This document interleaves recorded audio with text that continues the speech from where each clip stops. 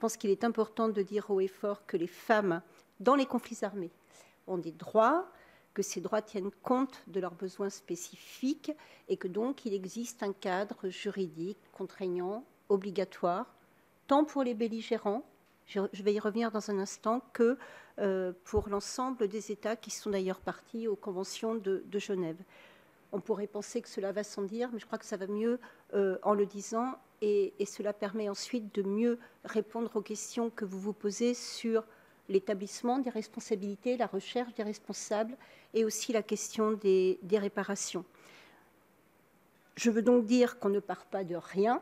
on part de dispositions qui existent et depuis longtemps.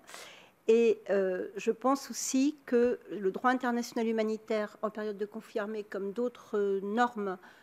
comme le droit international des droits de l'homme, le droit des réfugiés, un peu évoqué tout à l'heure, répondent en fait de façon plutôt adéquate, j'allais dire, aux besoins des femmes qui se trouvent dans ces situations. Autrement dit, le défi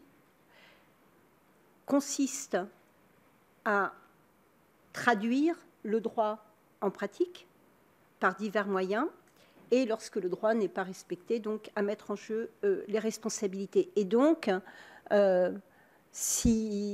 travailler énormément à la prévention, bien sûr, des violences. Là, je ne parle pas de la prévention des conflits armés, comme le sénateur tout à l'heure, parce que ça va beaucoup plus loin, mais en tous les cas, il y a tout un travail pour prévenir les violences, et je m'empresse de dire que cela aussi est une obligation en droit international humanitaire.